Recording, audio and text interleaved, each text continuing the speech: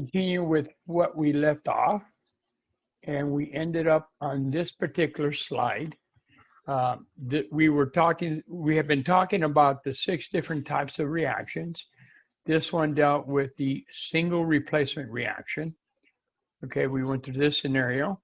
The single replacement reaction, though these type of reactions are governed by the activity series, which is on your periodic table, which basically shows you which metals are more reactive relative to other metals.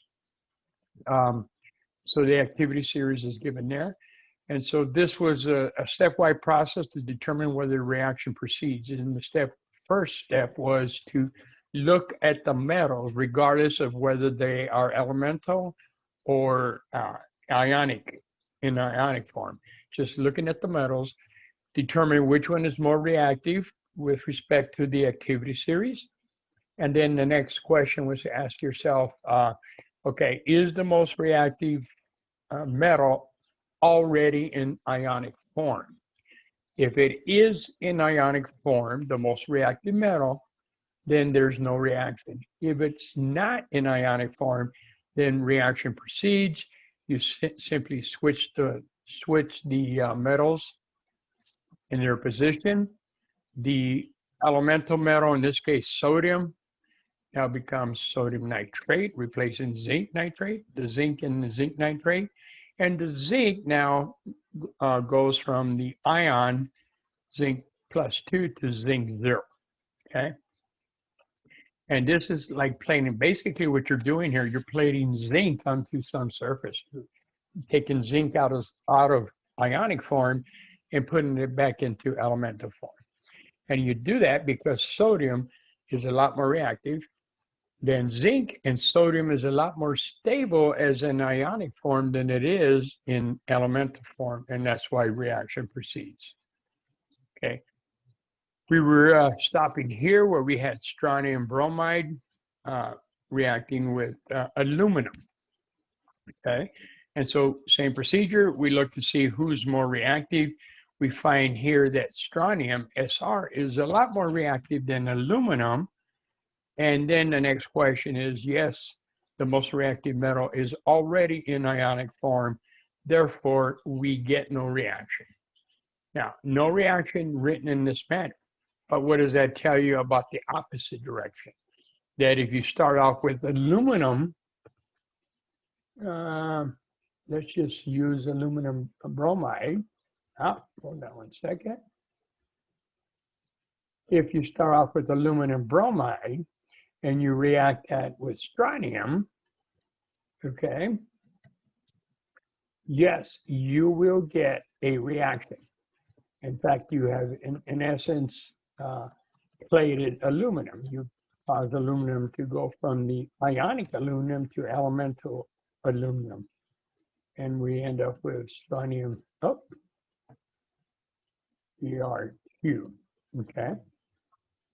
And so because the reaction written in one direction says no reaction, that tells you, okay, the opposite reaction would occur, okay? All right, which brings us to this particular reaction. Now, if we look at the the activity series, let me clear this up, bring that one in. If we look at the activity series, let's go back to the activity series down here at the bottom, okay? You'll notice that I mentioned this before, that the activity series is a relative activity series. It is relative to some element. In this case, the element is hydrogen, which we find here right after lead, but right before copper.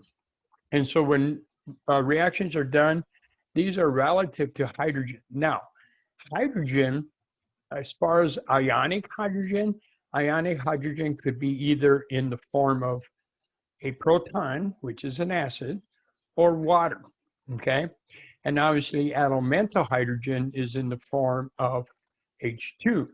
And so when we look at the next equation, we're going to say, hey, wait a minute, we've been working with metals here. Here we got strontium and aluminum, and now you're throwing in hydrochloric acid. Well, that's okay, because we're looking at hydrogen, the reactivity of whatever metal it is relative to hydrogen. And when you ask the question, is hydrogen if hydrogen is more reactive, then you ask the question, is the most reactive metal in ionic form? And if hydrogen is not in ionic form, then reaction proceeds. If it is, then as either in the form of water and or a proton, an acid, then no reaction, okay? So let's go through this one. So here we have aluminum reacting with HCl. Remember, you got hydrogen first. I've got the chloride. That should tell you hydrochloric acid, AQ. Okay. And so now what we're doing is we're comparing the reactivity of aluminum and hydrogen. And we look to see, we go to the activity series and search for aluminum, which is down here right after magnesium, and then hydrogen's way down the line there, which says that aluminum is a lot more reactive than hydrogen. Second question, is the most reactive element here in ionic form? The answer is no. Okay, so that means that there is a reaction occurring, and one of the products you get is the elemental form of hydrogen, in this case H+, which is hydrogen gas. Okay, that's what we've been doing before. When we had reactions before, we had strontium going from ionic strontium to, well, in this case, the one before that, we had ionic zinc going to elemental zinc, okay? And so when we throw hydrogen proton in there, we're going to have ionic hydrogen, which is the proton, reacting and to create hydrogen gas. So that's our product, okay? Now, if we also look at the activity series, you'll see that the ones in bold, these metals that are written in bold, those are the first, 6 of them? From lithium up to sodium, those are so reactive that you need, that water is the most reactive. It will react plainly in water. So if you were to take sodium plus water, you ask the same question, which is more reactive, the hydrogen of water or sodium? In this case, sodium is more reactive. So you get a reaction if you got any of those underscored with water. The other metals, from magnesium forward all the way up to hydrogen, for them to react, you need something more aggressive, and that is an acid, which tells you that anything above hydrogen requires even stronger acid conditions. You know, so that's why gold and silver and mercury and copper really need aggressive acids for them to react. They won't react with a simple hydrochloric acid. All right, so our products here are aluminum chloride, okay, and hydrogen gas. Now, I recommend that, since you know that reaction is going to proceed, that you write the ions first before you put anything together. And we know that aluminum is going to have a +3 charge. Okay, and we know that hydrogen is going to become hydrogen gas H2, and we're exchanging the aluminum with hydrogen, so we're going to end up with aluminum chloride, and the chlorides being in group 7 will each have a -1 charge. And that tells us that we need 3 chlorides per every aluminum +3, and that's Al. I forgot the L there, okay? And so that tells us now exactly how many aluminums and how many chlorides we need to put together to form the molecule of aluminum chloride. So write them first in ionic form and then put them together, which here we have AlCl3, okay? And hydrogen, which is in the ionic form of H+ or proton, now goes back to the elemental form, which is diatomic H2. And we know that hydrogen is a gas. And the question is, well, what do we do for aluminum chloride? we got to put the state as either solid, liquid, gas, or whatever it is. Well, we refer to, guess what? The solubility rules. And we see that number 4 on the left-hand side, that all the chlorides are soluble, with the exception of those 3, silver, mercury, and lead. Therefore, what we put down for aluminum chloride is AQ, or aqueous, because it is soluble. And we know that H2 is a gas, okay? And we balance it, and we end up with 2 aluminums, 6 hydrochloric acids, and 2 aluminum chlorides, and 3 molecules of H2 gas. Let me ask you a question now. If I start off with 2 million molecules of aluminum metal, can somebody tell me how many molecules of hydrochloric acid I need?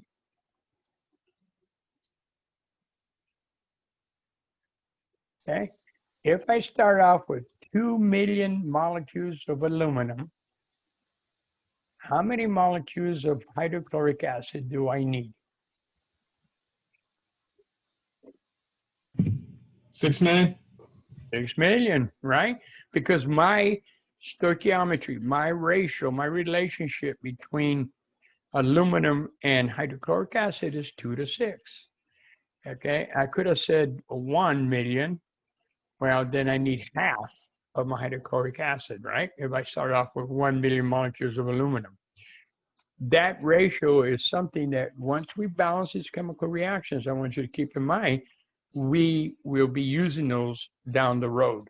And we'll be using those ratios to help us do calculations. So if, for example, if I said I started with 10 molecules of aluminum, and I want to know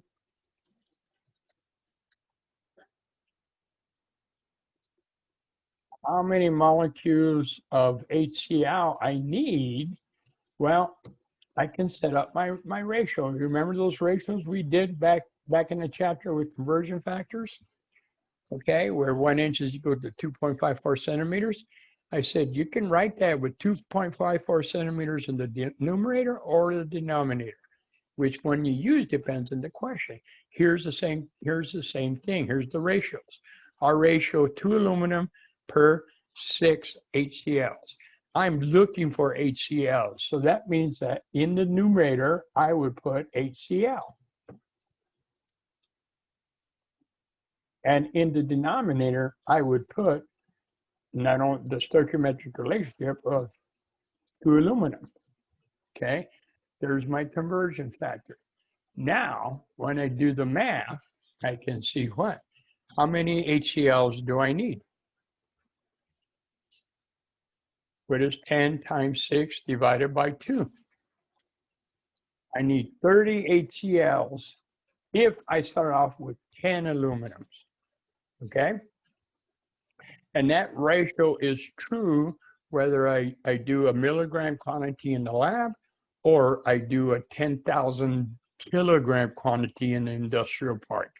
That ratio of 6 to 2 is the same for whatever ratio. And that's what I'll be using down the road when I'm doing calculations. And right now we're just talking about molecules. I even said a million molecules, but then I can change, instead of using the term molecule, I can use the term what are called moles. Moles are nothing more but a number, and they happen to be a big, big number. And we'll get to that with time, but I could have changed that name and said, if I have 10 moles of aluminum, how many moles of hydrochloric acid I need? The answer would be 30 moles, okay?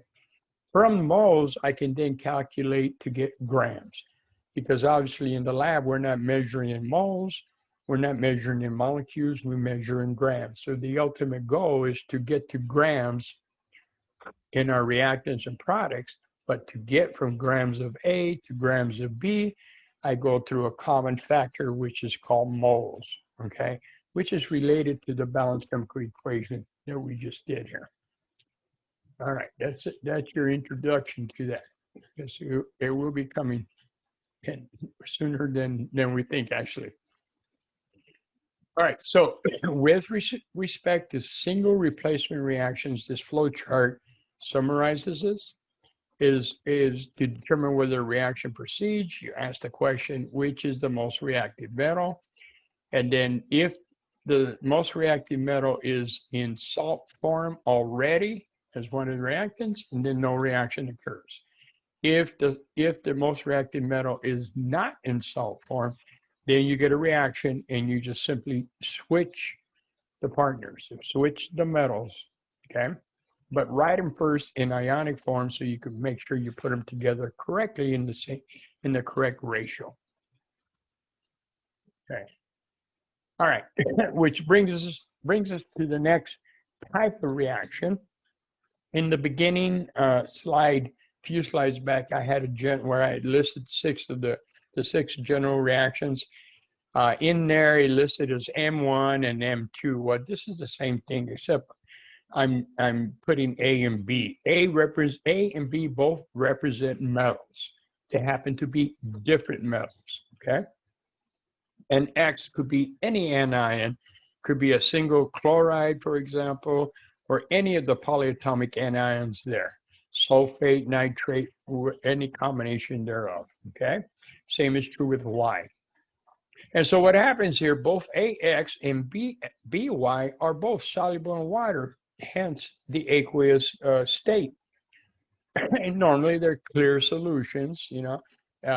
And then when you put them together, what happens is basically the partners exchange. And so AB, let me color code these so we make sure I'm gonna follow the A's. Notice that AX now becomes AY, okay? And BY now is partnered up with BX. There is simply an exchange of partners, okay? Now, to determine whether this reaction proceeds is we look at the products only. The reactants are always going to be soluble. We only look at the products, and we use the solubility rules to determine whether one of these products is soluble. And we can see here that in this example that for whatever it is, AY is shown here to be insoluble, and therefore it's a solid, which tells us a reaction proceeded. 9 times out of 10, the other partner setup is aqueous and insoluble and remains in solution. And so in essence, what you see if we were doing this in the lab is we get 2 clear liquids, we put them together in a container, and we get a powder, a precipitate. It gets cloudy, and if we let it settle, that solid material would drop to the bottom of the test tube. We were doing this in test tubes, and it's a solid. And it's because the new partner that was created shows insolubility in aqueous solution. It's a weak electrolyte, but the bulk of it is in solid form, and it precipitates out. So we rely on the solubility rules with respect to double replacement reactions. Note the first one was single replacement. We just replaced one of the metals. Here, we're replacing 2 metals with new partners, so we hence double replacement reaction. Okay, so let's take a look at some examples. So, okay, before I continue, if both new products are both insoluble based on the solubility rules, then no reaction proceeded. No, there is no reaction. Okay, only if one of the reactants, or even sometimes even both reactants, are insoluble, that you have a positive reaction. Okay. And so if both reactants are soluble, no reaction, we simply write NR. Okay. So we use the solubility rules here. Now let me restate some of these because I noticed in the Beaker examples there were some items that were incorrect. Let's take the example of potassium oxide. I think potassium oxide was one of the examples that was given. So that's K2O. Okay. Well, we were to write the Beaker diagram for potassium oxide. And so to do that, we're either going to have to, first of all, potassium oxide is not a covalent compound. Okay. So not being a covalent compound, simply because we have a metal potassium and a non-metal oxygen. So it cannot be a covalent compound. So we can eliminate that. So all we have is an ionic compound. Now the question is, do we have a soluble ionic compound or an insoluble ionic compound? Okay. The fact that you see potassium there first, regardless of what comes afterwards, it could be potassium whatever. That's the thing. Potassium whatever anion it is. But the fact that it is potassium, it is always soluble. Because remember, these are the big four, lithium, sodium, potassium, and ammonium. Those four cations, whatever is bonded to those four cations is always soluble, okay? And so potassium hydroxide is soluble. And therefore, if we put them in solution, we will write them totally 100% deionized with 2 potassium ions and 1 oxide ion. In reality, the oxide reacts with water violently, but that's another story. But just for solubility, that's how we would write it, okay? And so that's the point number 1 with respect to solubility. When that cation is one of the 4, doesn't make a difference what the anion is. It's always soluble, okay? All right. The other thing that we need to make sure we are in the same chapter here. If the anions are acetate and nitrate, regardless of what the positive part is, doesn't make a difference what it is, always acetate. So we could have lead acetate, lead nitrate, the big heavy duty metals, always soluble, okay? Always soluble. Now, where you have to think about it a little bit is the halides. And those are the chloride, the bromide, and the iodide, okay? 100% of the time, whatever those 3 are bonded with, especially if they're bonded with number 1, they're always soluble. There's only 3 exceptions of any halide that is insoluble. Only 3, and that is silver, mercury, and lead. And we use that property to determine chloride, for example, in water. Chloride, if we want to know how much chloride is in your water that you're drinking, we treat it with a little bit of silver nitrate. We know nitrate is insoluble because number 3, all the nitrates are insoluble, so it'd be a clear solution. And we mix your silver nitrate with a little bit of your tap water, and you get a precipitate. 9 times out of 10, you have a lot of chloride in your solution, okay? All right, so all the chlorides are soluble, therefore, except those 3, okay? The same is true with sulfates. All the sulfates that you see that we have with whatever cation is bonded to are soluble except 5. And it's calcium, strontium, barium, silver, and lead, okay? And so we have 10 billion chemicals out there, sulfate chemicals out there.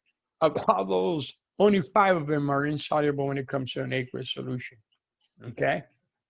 And so the point I'm getting here, that if you see it, the sulfate, don't automatically assume it's soluble until you check to make sure it's not part of the 5. All right, so you take it one step further. Yes, all sulfates are soluble, excuse me. But let me check, make sure it's not calcium, strontium, barium, silver, or lead, because those 5 are insoluble. Okay. Now, with the same similar thought process, we look at the other side, the insoluble category. Okay, point number one. These three anions, okay, carbonate, chromate, phosphate, always insoluble, always 100% insoluble, unless they are bonded with the big four. Okay? And so I saw a couple of sodium carbonates that, one, yes, you're correct. The carbonate normally is insoluble, but it's listed as sodium carbonate, which means that sodium truncates anything else that's there. It makes it soluble. Okay? And so there's only four carbonate compounds that are soluble. There are only 4 chromate compounds that are soluble, and only 4 phosphate compounds that are soluble. And say I'm trying to narrow it for you. That means everybody else is insoluble. The same is true with the sulfides. Well, when we look at the sulfides, all the sulfides are insoluble, except the 4. Okay, ignore this guy here. It's messed me up here. I can't. Let me erase all that. When it comes to the sulfides, all of them are insoluble except if the sulfides are bonded to any of the 4 and or calcium, strontium, and barium. And so there are 7 examples of sulfide compounds that are soluble, and everything else is insoluble. Okay? So magnesium sulfide. Would you think magnesium sulfide is soluble or insoluble?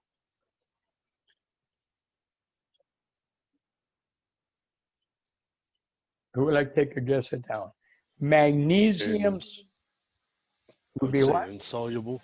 Insoluble, right? Because there's only 7 of sulfides that are soluble, and those are the 4 up there in number 1, and calcium, strontium, and barium. And so magnesium sulfide is insoluble.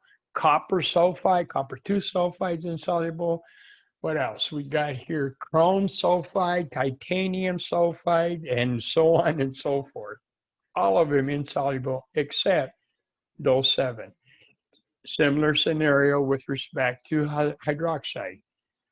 Unless they're bonded to the 4 and calcium, barium, and strontium.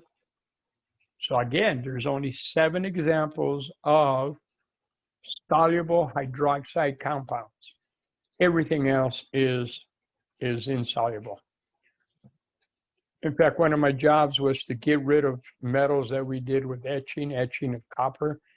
And the way we did that is we had to develop a process of treating that copper solution with hydroxide, because it would create copper hydroxide, which is insoluble. And we can run it through a filter press and just get rid of all the metals, because a lot of hydroxides, with the exception of those 7, are soluble, and everything else, all the big heavy metals, precipitate, and we're able to get rid of the big heavy metals. In fact, the water coming out of our plant was cleaner than the drinking water coming into the city. So that's how much effort we made to make sure nothing got out into the environment. Okay, so that's the solubility rules, and that is what governs the double replacement reactions. Okay, because what we do is we look at the new product. So here we got barium nitrate, okay, and magnesium sulfate. Now, I would recommend first to write everything in ions. Why? Because I want to make sure that I put everything together correctly. Okay. And so I know that barium is a group 2 element. And so I know that the ion barium has a +2. Okay. Okay. So I break down the nitrates. I know from the polyatomic ions that all the nitrates are, that's 2, have a -1 charge. And guess what? There's 2 of them. I got 2 of them, so I put a 2 there so I can keep track of what's what. Okay, so then I go across and I'm, not yet, do my plus here. I break down my magnesium into ions. And so I go Mg, and I do this initially so I can get used to making sure I put them together. If you're comfortable with this, with putting them together, well, I haven't been great. Okay, then go for it. But this is for the ones that, you know, have a challenge at this point to making sure they got the right elements and the right ones together in the right number of each cation and anion. So I break it down into ions here. So I got magnesium. How do I know it's a +2? Well, it's a group 2 element, metal. When it becomes ionic, it will lose 2 electrons. Remember, metals lose electrons. I caught a couple of answers that said metals gain electrons. That is an incorrect statement. All metals at Chem 130 level lose electrons, resulting in a positive charge. And that positive charge is dependent on how many electrons it lost. All right, the sulfate, that's SO4. Okay, and I know that based on the polyatomic ion that it has a -2 charge. Okay. And so now I have all my ions from my reactants separated. And now I go over to the product side and I put everything, I'm going to use the same ions again, but I'm going to put them close to, we're exchanging partners. So barium now is going to combine with sulfate, but I want to keep them with ionic form until I know for sure that I have the right number of each before I put them together. And so again, like we said earlier, the sulfates are -2. If you don't remember, go to the polyatomic ion table on the periodic table. Okay. All right. So that's going to be the new product that we're making, barium sulfate, double replacement. The other new product is the magnesium, and it's going to partner up with the nitrate. Okay, it's a +2. Okay, and so now I still have 2 nitrates, because remember, I start barium nitrate, that parentheses around the nitrate is 2. So, you know, when we start to balance these type of reactions, the step is follow the polyatomic ions to help you balance this out. You follow the polyatomic ions, it would balance out by default. And so I got 2 nitrates. I have to have 2 nitrates at the end, and that's why I put a 2 there. And I know, again, that every nitrate has a -1. Okay. So now I broke down my polyatomic ions, my reactants into ions, ionic form. So they help me keep track of all my ions and so forth. They're polyatomic ions. It's not necessary to keep track of how many sulfurs, how many oxygens. Just keep track of the polyatomic ions. They will follow all the oxygens and sulfurs come with it. Okay, just treat it as a unit. So I got everything broken down. Now I can put things together. My new product is barium sulfate.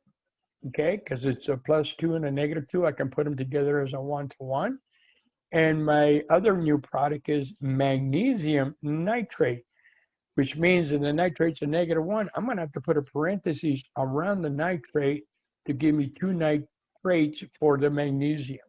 Okay, while I'm here at this state, I can look down at the solubility rules. Look for barium sulfate. Are the sulfates insoluble? Well, let's go down there and take a look. Here's a sulfate down here. Normally, sulfates are in the soluble column. However, are how many exceptions? 5 exceptions that are insoluble. And barium sulfate is one of them. Okay? And so the new product that we're making, barium sulfate, would be insoluble and therefore will have an S, which tells me I got a reaction because one of the products is insoluble. Now I look at the other new product, which is magnesium nitrate. I look for the nitrates. Look at that's number 3. All nitrates, regardless of who they are bonded with, cation, whatever cation they're bonded with, they're soluble. So that tells me that magnesium nitrate would be soluble and therefore aqueous, AQ. We're in an aqueous solution. So with that bit of information, I can now put down the formulas and their state. Okay. Now, in this particular example, by default, it's balanced. If I look on the left side, I got 2 nitrates from barium nitrate. I also got 2 nitrates on the right side with magnesium. Okay. I started off with one sulfate in magnesium sulfate. Now I still have one sulfate in barium sulfate. So those guys are balanced, the polyatomic ions. The bariums are balanced, the magnesiums are balanced, and just by default, we got a balanced chemical reaction. And we have a positive reaction because barium sulfate is insoluble, okay? Now, if I have 10 googolplex molecules of barium nitrate, how many do I need of magnesium sulfate? Would I say googolplex? Yeah, 1 googolplex. 1 or 10? You just said 10, I thought. Or did I say 10? Okay, 10 googolplex. We'll go with that. Would it be 20? Google? No? No. What's that number in front of barium? Oh, you need 10. Yeah. Okay, and what's that number in front of magnesium? Right? 1. It's a 1-to-1 ratio. And so if I have 1 molecule of barium nitrate, I need 1 molecule of magnesium sulfate. So if I go 10 googolplex, which I'm told is a number, I'm not sure. I need 10 googolplex of magnesium sulfate. Okay? Because the ratio is 1-to-1, which tells me that I will make 1 googolplex of barium sulfate and 1 googolplex of magnesium nitrate because of my ratio. It's all 1-to-1. Okay.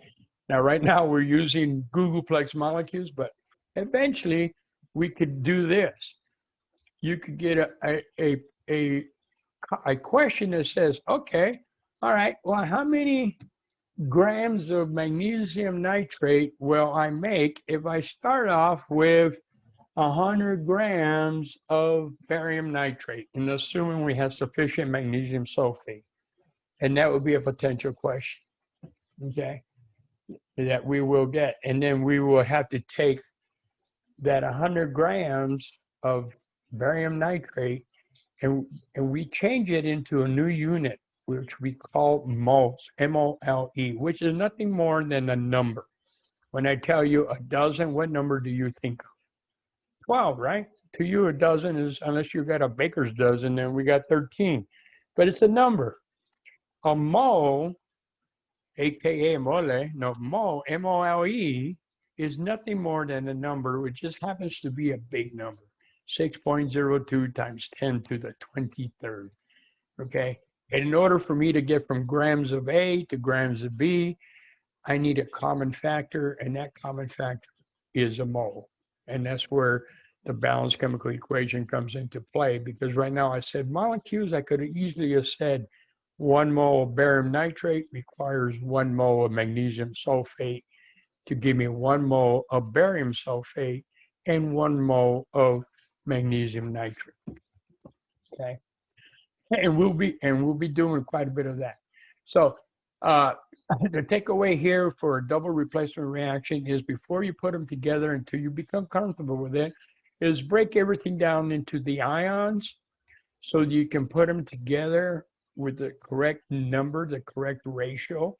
Okay, and once you do that and you keep track of all that and you follow the polyatomic ions, the reaction itself would balance by default. It will balance by default. Okay. All right. So double replacement reactions require the solubility rules. So you don't have to memorize solubility rules. It's there, you're given to you.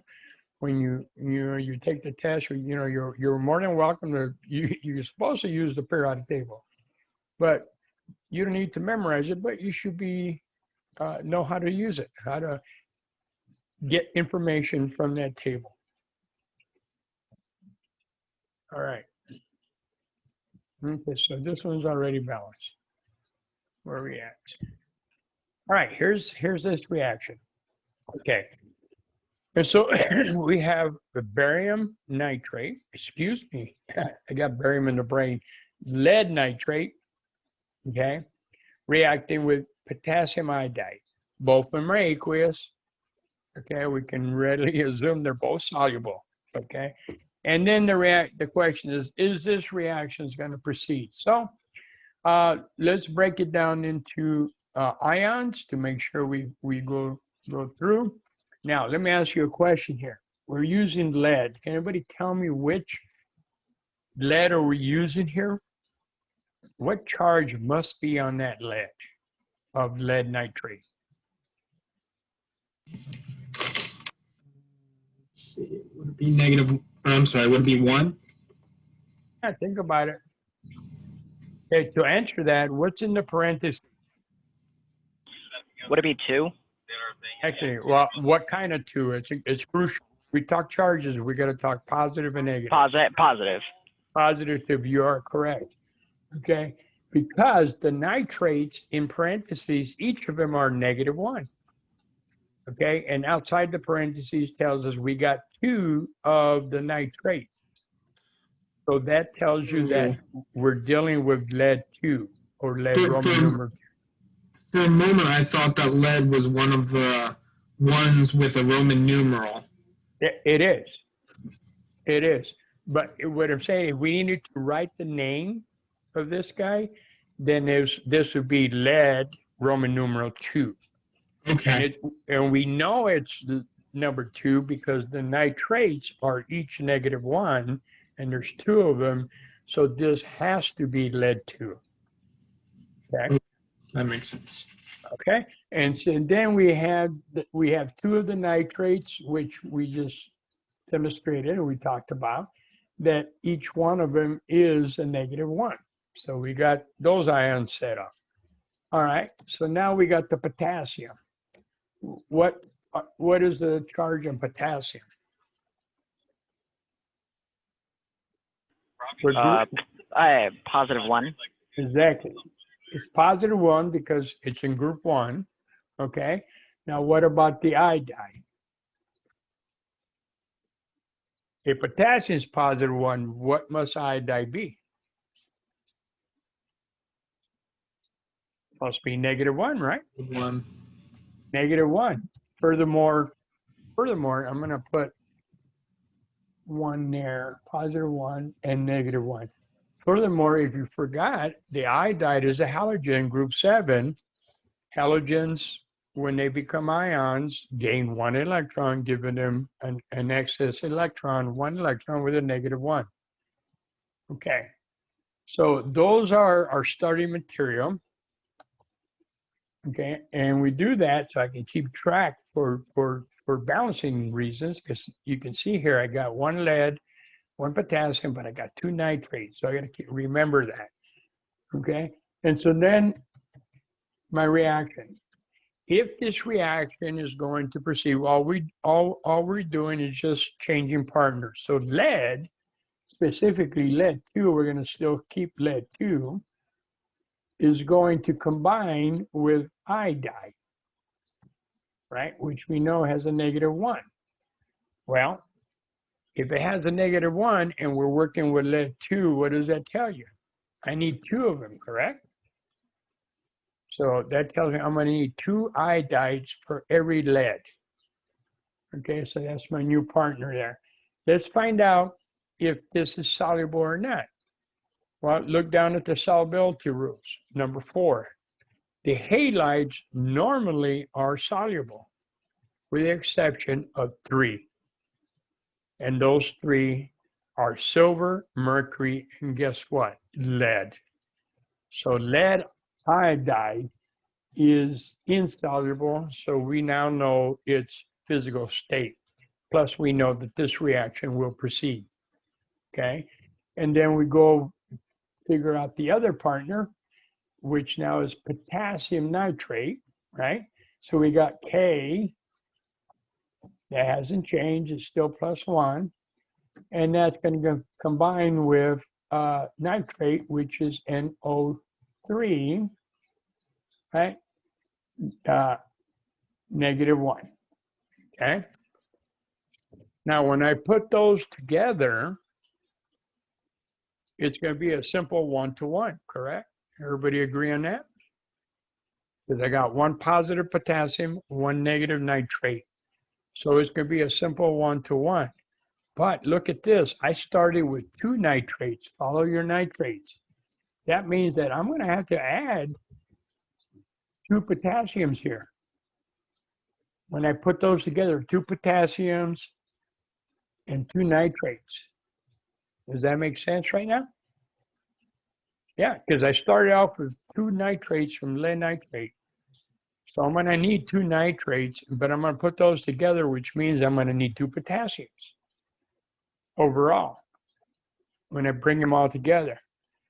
All right, so now my iodides, I'm going to need 2 iodides per each lead. Now I got 1 lead I started off with, I end up with 1 lead.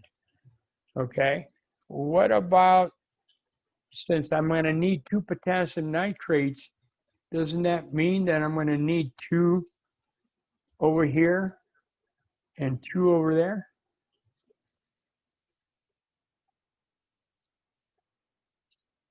See what I'm doing? When I put those together, I'm going to need 2 potassium iodides to counter the 2 potassium nitrates that I'm going to put together. Okay, so let me put it all together here, and okay, and we come up with the following. I forgot to say potassium nitrate is physical state, because all the nitrates in number 3 in the soluble section, they're soluble. And then plus it's hooked up with potassium, so it's always going to be soluble, hence potassium nitrate is soluble. Now I have 2 potassium nitrates. I followed the nitrates with me as I went from reactant to product. That means I need 2 of them because I started with 2. So there's my 2KNO3. Okay. My lead iodide remains just lead iodide because I need two iodides for every +2 lead. And because I needed 2 potassium nitrates, that meant I needed 2 potassiums. I need to come back and put a 2 in front of potassium iodide to balance both the iodide and the potassium. Okay. So hopefully you can see that by putting them in ionic form before you put them together in formula form, and then keeping track of the polyatomic ions, it would help you to balance out this reaction at the end. Okay. And now you look at the ratio, it says that 1 mole of lead nitrate needs 2 moles of potassium iodide to give me 1 mole of lead iodide, lead 2 iodide, and 2 moles of potassium nitrate. All right. So, all right, let me,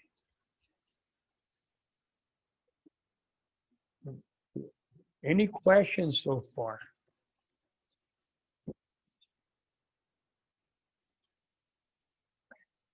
All right, here's another one. Okay. I would break down the ions, but let's assume you get more comfortable with them already. So you can do a quick thing here. You can just isolate the cation and the anion. Okay. We know that there's silver nitrate. So if we look down at nitrates, nitrates are always soluble regardless of who they're bonded with. And right now it's bonded with silver nitrate. If I exchange it, it's going to exchange it with barium nitrate. Guess what? It's still soluble. Okay. So the fact that I see nitrates there just tells me, regardless of who the new partner is, it's still going to be soluble. So let's take a look at the cation. We got, and the anion, we got the silver. Anytime we see a heavy metal like silver, mercury, lead, pretty good indication we may have a precipitate. Okay. And then we look at the chloride. Well, if we go down here to number 4, the halides are normally soluble. However, when we hook them up with silver, combined with silver, we get silver halide, or in this case, silver chloride, and it's insoluble. And so, yes, this reaction will proceed to give us silver chloride and barium nitrate.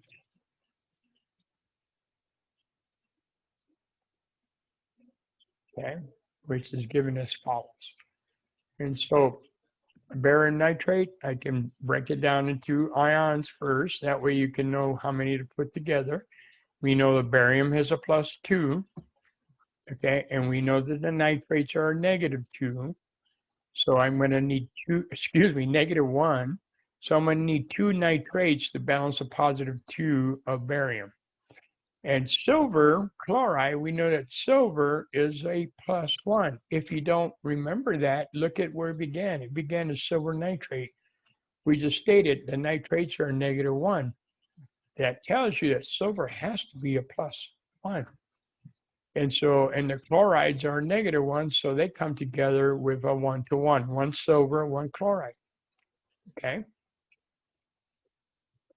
And so it's a solid because silver halides are insoluble. So this reaction proceeds. Nitrates, no matter whom they're bonded with, are always soluble. Okay, so that's why it's AQ. All right, so there's another reaction that preceded. Okay, now this thing about redox reactions. Okay, this is shorthand for what's called oxidation and reduction. All right, so what do we mean by oxidation and reaction? It's a general term that we can apply for multiple reactions. So oxidation is due to loss of electrons. Reduction is due to gain of electrons. Okay, so any moiety, which most of the time are metals, when they lose electrons, that process of losing electrons is called oxidation. Okay, we tend to think of oxidation out here in the world that, something that gains oxygen, but this is not related to that. This is related to loss or gain of electrons. Reduction is what is the moiety that gains electrons. Okay, now let's give you a specific example of one we just did. Let me back it up a little bit. We'll come back to this. In the single replacement reaction,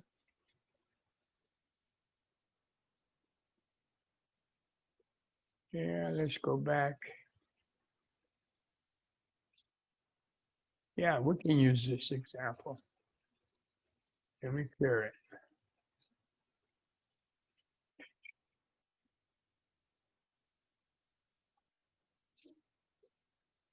Okay. Now, let's look at the oxidation number of zinc in the form of zinc nitrate. What is the oxidation number of this zinc in the form of zinc nitrate?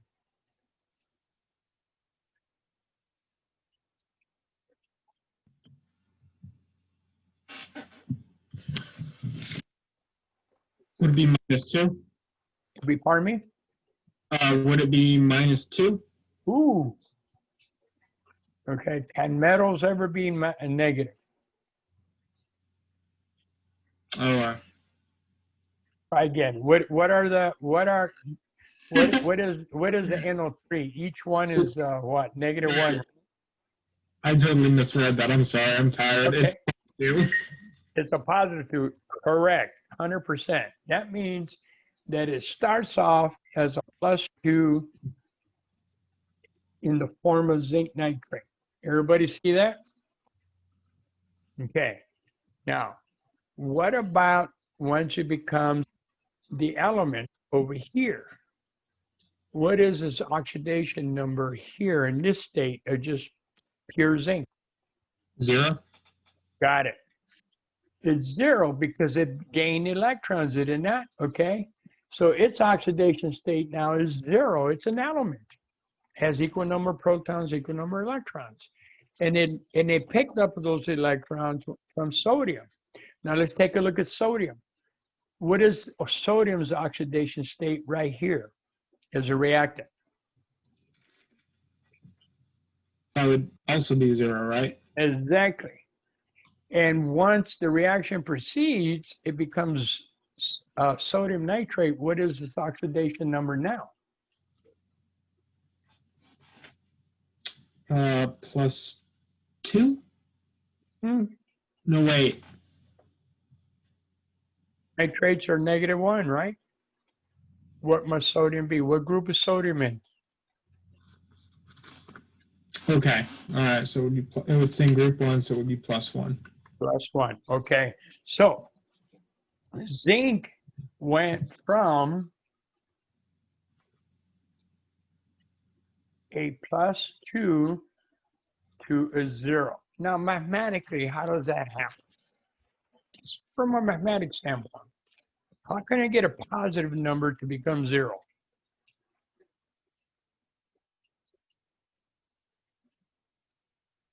You got $2 in your pocket. How do you make that 0? You spent it, right? You got negative, right? Exactly. Yeah, you add a negative number. You add a negative number. And what is negative with respect to charges? Electrons. Aren't electrons negative? Yes.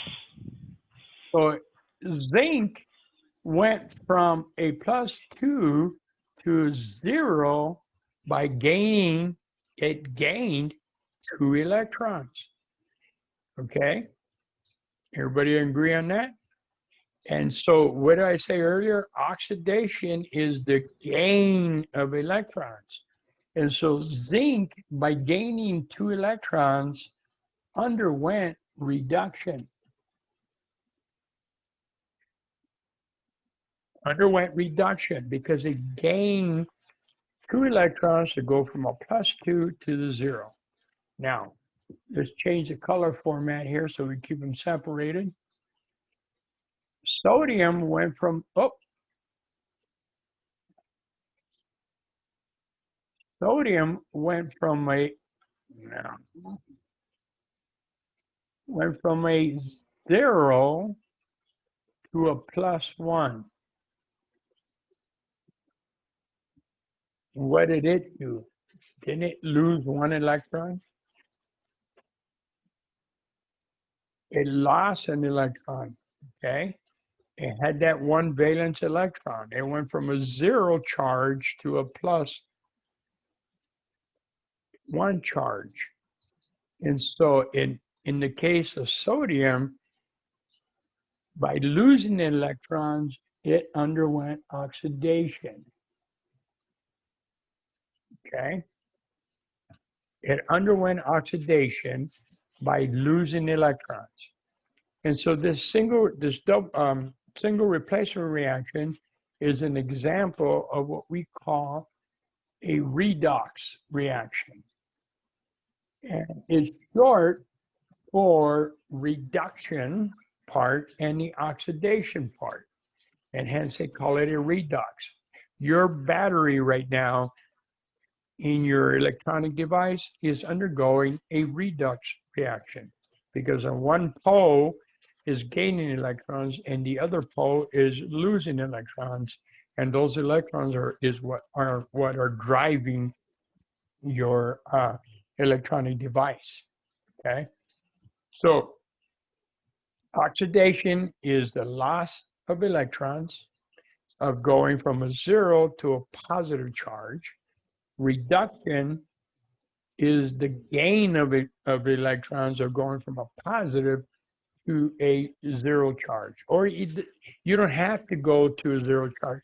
You could go copper 2 can go to copper 1, okay, by losing 1. You don't have to go completely to 0. But if you drop that number, you're gaining electrons, you're undergoing reduction. Okay. And let me clear this up a little bit.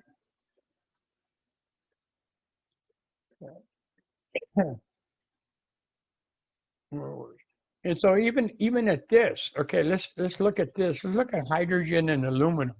What is the oxidation state of aluminum?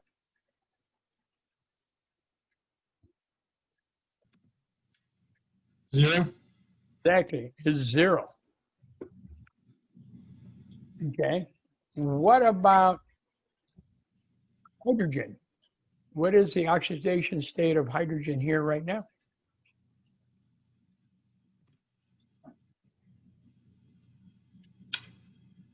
One. +1. Okay.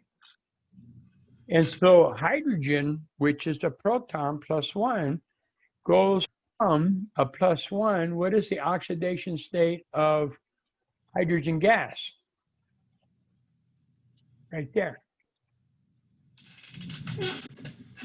Please tell me 0. It's the element, right? Hydrogen gas. So it went from a +1 to a 0. Okay. What happened there? It gained an electron. It gained 1 electron to go from a +1 to 0. Look at aluminum. Aluminum went from a 0. What is the oxidation state of aluminum in aluminum chloride? 3.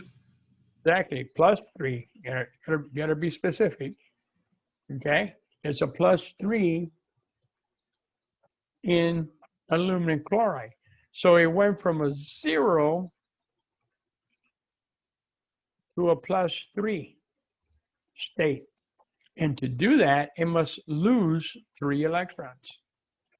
Okay, so aluminum underwent oxidation, and hydrogen chloride or hydrochloric acid underwent reduction because the proton picked up an electron. Okay, and when we balance it, you can see that even the electrons, you needed 3 hydrogens, so we picked up a total of 3 electrons for the hydrogens to become H2. All right, so excuse me, even in this example, we have an example of oxidation reduction or a redox reaction.